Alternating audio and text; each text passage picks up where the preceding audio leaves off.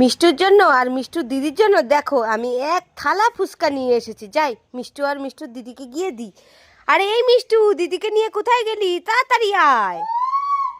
আরে কোথায় গেল মেয়ে দুটো? এখানেই তো খেলা করছিল। আরে এই কোথায় গেলি রে? এ বাবা কোথায় গেল দেখি তো রাস্তায়। এ বাবা রাস্তা তো পুরো ফাঁকা। কোথায় যে যায় মেয়ে দুটো। এই কোথায় গেলি রে মিষ্টু দিদিকে নিয়ে? কি ব্যাপার, কুকু করছে কে? আরে কুকু করছিস কে রে? তাড়াতাড়ি আয়। আবারও কুকু করছে, এদিকে দেখি তো।